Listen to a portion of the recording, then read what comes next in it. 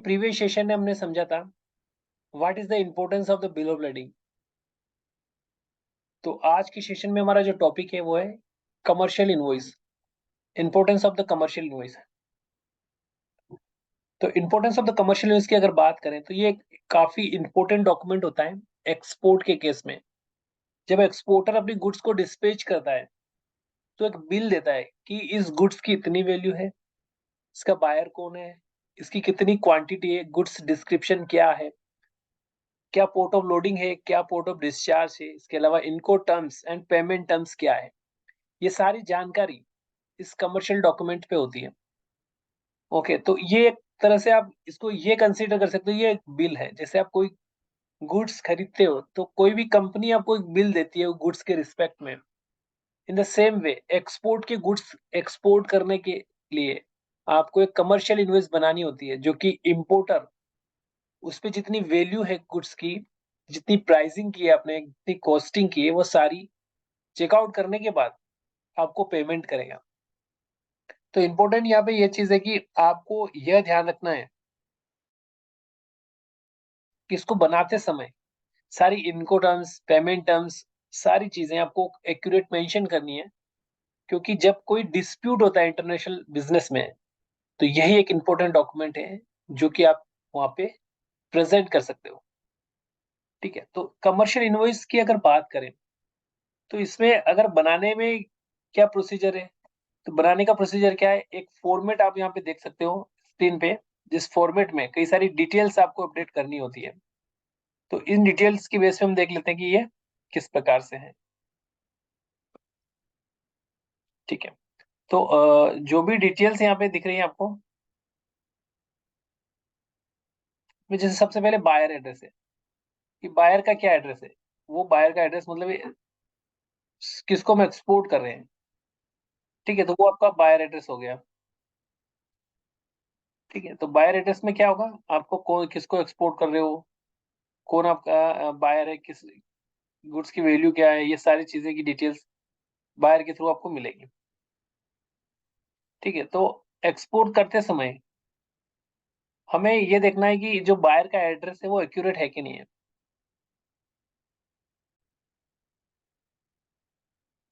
आप किसको गुड्स बेच रहे हो, ओके, सो वो यहाँ पे आएगा आपका। इसके अलावा शिप टू किसको कर रहे हो। ठीक है, देयर आर टू पार्टी यहाँ पे हो सकती है। देखा होगा आपने कि कभी इस शिप टू पर्सन अलग होता है और बायर अलग होता है। जैसे फॉर एग्जाम्पल के लिए आप बात करें कि कोई दुबई में बैठा है। ठीक है, तो दुबई में जो ट्रेडिंग कर रहा है वो पर्सन क्या करेगा, आपकी डीलिंग उस पर्सन से होगी, पेमेंट भी आप उसी को करोगे। लेकिन जो यहाँ पे क्या है, वो बोला कि शिप टू आपको यहाँ करना है, मतलब दुबई में बैठा हुआ ट्रेडिंग करके उसने हमें कमर्शियल ऑर्डर दिया है कि आप हमें इतना गुड्स एक्सपोर्ट कर दो। तो हमारा कांटेक्ट किससे हुआ, दुबई में जो बैठा है उससे। अब दुबई वाला क्या करेगा, इस गुड्स को दुबई नहीं इंपोर्ट करते हुए बोल देगा कि आप वहाँ एक्सपोर्ट कर दो मेक्सिको में इस एड्रेस पे। तो यहाँ पे मेक्सिको का एड्रेस आएगा और यहाँ पे आएगा दुबई का। और यहाँ हम इंडिया में बैठे हैं जो कि हम गुड्स को एक्सपोर्ट करें। तो समझने की बात यह है कि यहाँ पे ट्रेडिंग का कॉन्सेप्ट भी होता है कमर्शियल इन्वेस्ट में, जिसमें हमें सोल्ड टू मतलब किसको बेचे और शिप टू मतलब किसको भेजे गुड्स, वो डिटेल्स अलग अलग डिस्क्राइब की जाती है। ओके, तो ये काफी इंपॉर्टेंट कॉन्सेप्ट होता है जिसे ट्रेडिंग कहते हैं।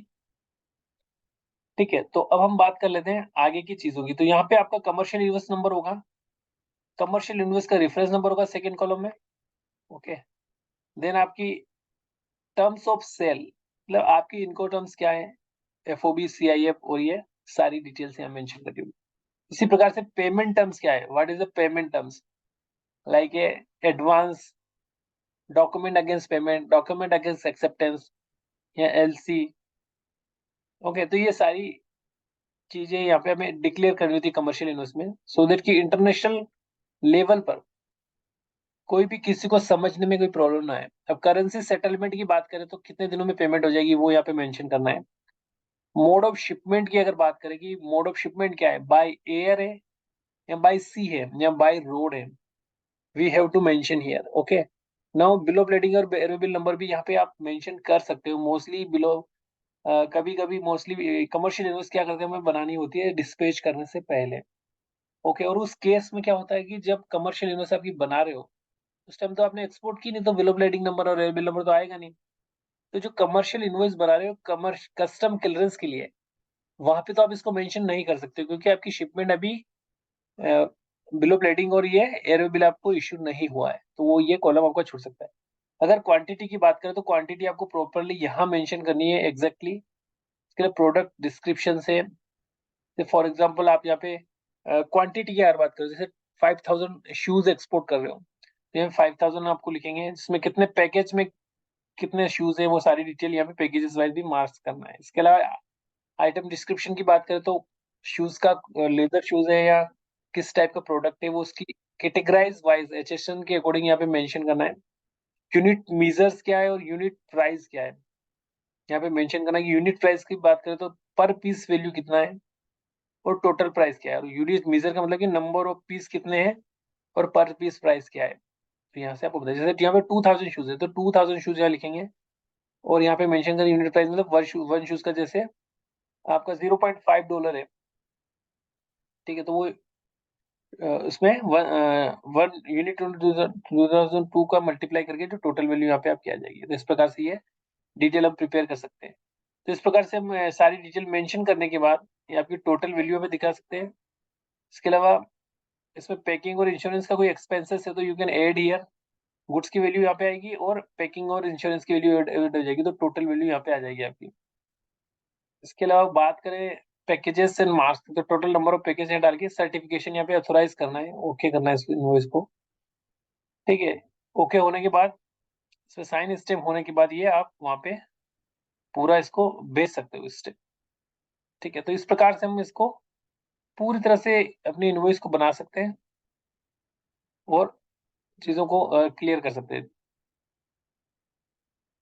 तो जैसा कि हमने देखा कि कमर्शियल इनवॉइस का क्या इंपॉर्टेंस होता है, कमर्शियल उनको इंपॉर्टेंस ये होता है कि जब एक्सपोर्टर गुड्स को डिस्पैच कर देता है, तो शिपिंग लाइन के द्वारा जब उसको बिल ऑफ लेडिंग मिलता है, तो वो इन डॉक्यूमेंट्स को बैंक में लगाता है, और बैंक में जब डॉक्यूमेंट लग जाते हैं तो बैंक में ये डॉक्यूमेंट क्रॉस कंट्री जाते हैं जहाँ पे कार्गो आपका गया है, ओके।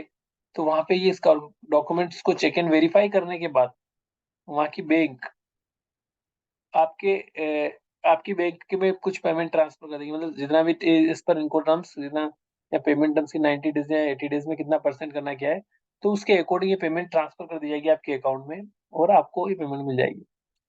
तो यहाँ पे इंपॉर्टेंस ये है कि जब डॉक्यूमेंट आप प्रूफ ऑफ एक्सपोर्ट देते हो, बिल ऑफ लेडिंग और कमर्शियल इनवॉइस, तो वहाँ पे वो बंदे आपकी पेमेंट कर देते बैंक वाले। तो यहाँ पे यही है कि कमर्शियल इनवॉइस का काफी इंपॉर्टेंस है। इसको एक्सपोर्ट करते टाइम हमें ये भेजना होता है, सो दैट कि वहां से आपको प्रॉपर इसका इसके रिस्पेक्ट में पेमेंट आ सके। सो गाइज आज के सेशन को हम यहीं पे एंड करते हैं, और आज का सेशन का जो इम्पोर्टेंस था वो कमर्शियल न्यूज से क्या इंपॉर्टेंस है। So guys, thanks for watching the session, have a nice day.